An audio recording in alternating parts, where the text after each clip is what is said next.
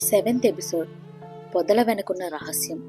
పూజ జ్ఞాపకాలతో mood of అయిన అర్జున్ మనసు ఇప్పుడొక అగ్నిగుండంలా ఉంది. మనసు బాలేక పొలం గట్టు దగ్గరకు వెళ్ళిన అర్జున్, అంజలి, నువ్వు వెంటనే బయటకు రా, నేను పొలం గట్టు దగ్గరున్న పాత రావి చెట్టు కిందున్నాను, అర్జెంట్ అని వాట్సాప్లో ఒక మెసేజ్ పెట్టాడు. మెసేజ్ చూసిన అంజలి గుండె వేగంగా కొట్టుకుంది. అర్జున్ను కలుసుకోవడానికి ఎలాగైనా బయటికి వెళ్ళాలనుకుంది. కానీ ఇంట్లో పరిస్థితులు చూస్తుంటే తనకు బయటకు వెళ్లే అవకాశం లేనట్లున్నాయి.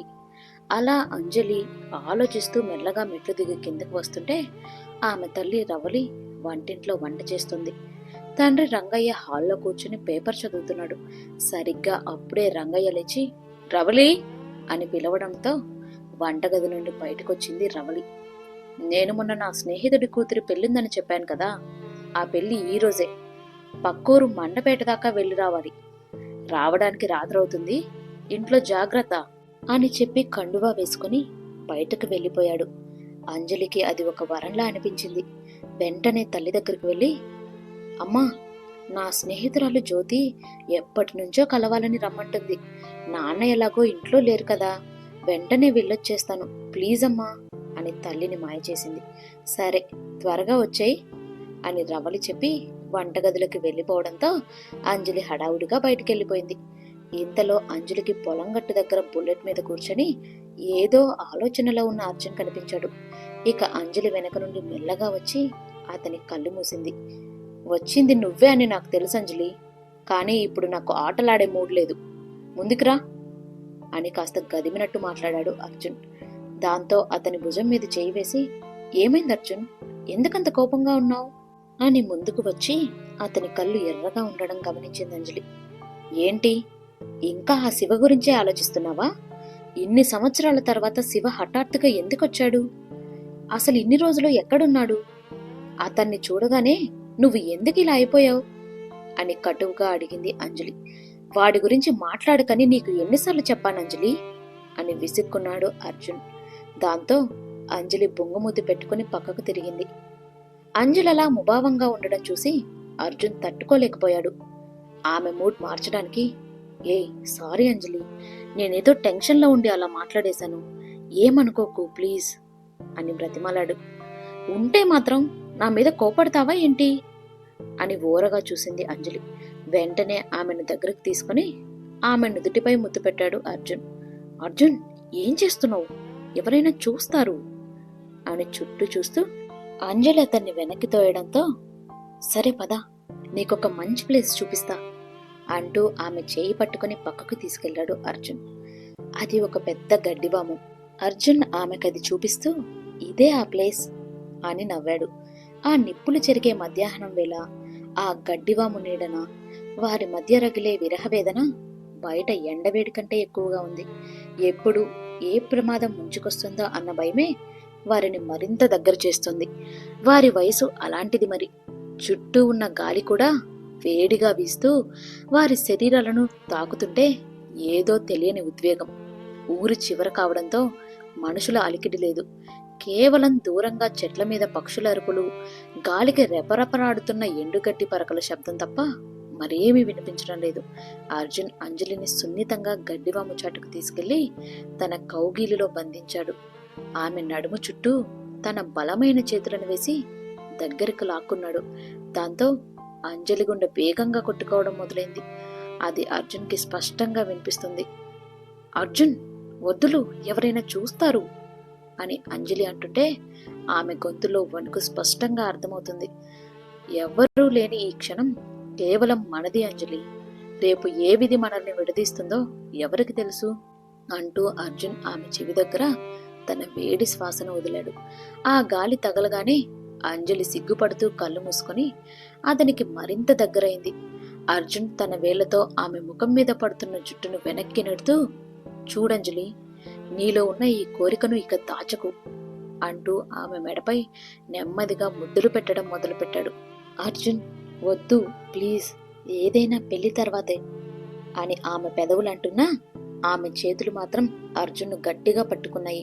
అర్జున్ ఆమె కళ్ళలోకి చూస్తూ, ప్రేమంటే కేవలం మాటలు కాదంజలి, ఒకరినొకరు అనుభవించే అనుభూతి, అందుకే ఈ క్షణమే నీలో నేను, నాలో నువ్వు లీనమైపోవాలి. ఈ లోకానికి మనం ఇద్దరం కాదని, ఒక్కరేనని మన శ్వాసల సాక్షిగా నిరూపించుకుందాం అని ఆమె చీర కొంగును నెమ్మదిగా సరిచేస్తూ ఆమె శరీరంలోని ప్రతి అంగుళాన్ని తన చేతులతో తడమసాగాడు. అర్జున్ మాటలు, అతని స్పర్శ కలిసి అంజలికి మత్తెక్కిస్తున్నాయి. అతను తాకుతున్న ప్రతి చోట విద్యుత్ ప్రవహించినట్లు అనిపిస్తుంది. అర్జున్, నాకు జీవితాంతం ఇలానే ఉండిపోవాలనిపిస్తుంది అని తన్మయత్వంతో గొనిగింది అంజలి. ఇక మన మధ్య ఏ అడ్డుగోడలు ఉండవు అంజలి అంటూ అర్జున్ ఆమెను గడ్డివాము మీదకు సున్నితంగా పడుకోబెట్టాడు. పైన సూర్యుని ప్రతాపం కంటే వారి మధ్య రగులుతున్న ప్రేమ సెగలే మిన్నగా ఉన్నాయి. ఇక ఇద్దరి మనసులు, శరీరాలు ఏకమయ్యే అద్భుత ఘట్టం మొదలైంది. అర్జున్ కళ్ళలో కనిపిస్తున్న ఆరాధన చూశాక ఇది కేవలం ఒక క్షణికావేశం కాదని, కలకాలం తోడుండాలనే ఒక మౌనమైన వాగ్దానమని అంజలికి అర్థమైంది. ఆమె తల అతని గుండెపై ఉంచినప్పుడు ఆమెకు ప్రపంచం మొత్తం ఒక ప్రశాంతమైన కావ్యంలా అనిపించింది. సరిగ్గా అప్పుడే దూరంగా పొదల్లో ఎవరో కదులుతున్న శబ్దం వినిపించింది. ఎవరో వస్తున్న అడుగుల చప్పుడు అర్జున్ చెవిన పడింది. అర్జున్ ఒక్కసారిగా అలర్ట్ అయ్యి, అంజలి ఆగు, ఎవరో వస్తున్నారు. ఇక్కడ మనం ఎక్కువసేపు ఉండడం అంత మంచిది కాదు. నాన్నొస్తే అనవసరమైన గొడవ అవుతుంది. నువ్వు త్వరగా లేచి ఇంటికి వెళ్ళిపో. నేను కూడా ఇక్కడి నుండి వెళ్ళాలి. జాగ్రత్త, నేను మళ్ళీ ఫోన్ చేస్తాను అంటూ దూరం జరగబోయాడు. కానీ అతను దూరంగా వెళ్లడం అంజలికి ఇష్టం లేదు. తనను వదిలి వెళ్తున్నాడన్న భావన ఆమెలో ఒక్కసారిగా ఆరాటాన్ని పెంచింది. అర్జున్ను తన వైపుకు బలంగా లాగి గాఢంగా కౌగిలించుకుంది. తన సున్నితమైన పెదవులతో అతని పెదవులను బంధించింది. ఆ మధురమైన అమృతాన్ని చురుకుంది. ఆ మొద్దులో ఒకవైపు విడిపోతున్నామన్న బాధ, మరోవైపు మళ్లీ కలవాలన్న ఆశ రెండూ మిళితమై ఉన్నాయి. మళ్ళీ ఎప్పుడు కలుస్తాం అర్జున్ అని ఆమె పెదవులు ప్రశ్నిస్తున్నా ఆమె మనసు మాత్రం ఆ క్షణం అక్కడే ఆగిపోతే బావుంటుందని కోరుకుంది. విధిలేక ఇద్దరూ విడివడి చెదిరిన తమ దుస్తులను సరిచేసుకున్నారు. వెంటనే అర్జున్ తన బైక్ దగ్గరికి వెళ్లి స్టార్ట్ చేయగా ఆ శబ్దం వారి ఏకాంతానికి ముగింపు పలికింది. శరీరం వెళ్తున్నా ఆమె మనసు మాత్రం ఆ గడ్డివాము దగ్గరే అర్జున్ స్పర్శలోనే ఉండిపోయింది. అంజలి కూడా భయంగా వెనక్కి చూస్తూ, సరే అర్జున్, జాగ్రత్త అని చెప్పి పక్కదారిలో ఇంటివైపు వేగంగా నడిచింది. అర్జున్ బైక్ పై వెళ్లిపోతుంటే ఆ పొదల చాటు నుండి ఒక నీడ వాళ్ళని గమనిస్తోంది. ఒకవైపు అర్జున్, అంజలిలు రహస్యంగా కలుసుకుంటూ తమ గతాన్ని, భయాన్ని పంచుకుంటుంటే మరోవైపు విధి మరో కొత్త నాటకానికి తెరతీసింది. అంజలి తండ్రి రంగయ్య తన స్నేహితుడి కూతురు పెళ్లి కోసం పక్క ఊర్లోని కళ్యాణ మండపానికి చేరుకున్నాడు. మండపమంతా జనాలతో కిక్కిరిసిపోయింది. రంగయ్య లోపలికి అడుగు పెట్టగానే అందరూ గౌరవంగా లేచి నిలబడి దండాలు పెడుతున్నారు. ఆ ఊరిలో రంగయ్యకున్న పరువు అలాంటిది మరి. అంతలో మండపం వాకిలి దగ్గర పెద్ద హడావుడి మొదలైంది. ఖరీదైన నల్లటి కార్ల కాన్వాయ్ వచ్చి ఆగింది. కారులో నుండి గంభీరమైన రూపంలో తెల్లటి కద్దరు బట్టలు వేసుకుని భూపతిరాజు దిగాడు. ఆయన అడుగు పెడుతుంటే మండపంలోని వారంతా ఒక్కసారిగా సైలెంట్ అయిపోయారు. రంగయ్యకి దండం పెట్టిన జనం కంటే రెట్టింపు జనం భూపతిరాజుకి వినయంగా వంగి నమస్కరిస్తున్నారు. అసలు ఎవరి భూపతిరాజు? పొదలగుండా అంజలి, అర్జున్లని గమనించిన నీడెవరిది? తెలియాలంటే నెక్స్ట్ ఎపిసోడ్ కోసం ఎదురు చూడండి. మా ఈ స్టోరీ కనుక మీకు నచ్చితే వెంటనే లైక్ చేయండి. మీరు చేసే ఈ లైకే మా స్టోరీని ముందుకు నడిపిస్తుంది. మరిన్ని ఇంట్రెస్టింగ్ ఎపిసోడ్స్ కోసం ఇప్పుడే మా ఛానల్ను సబ్స్క్రైబ్ చేసుకోండి. Thank you.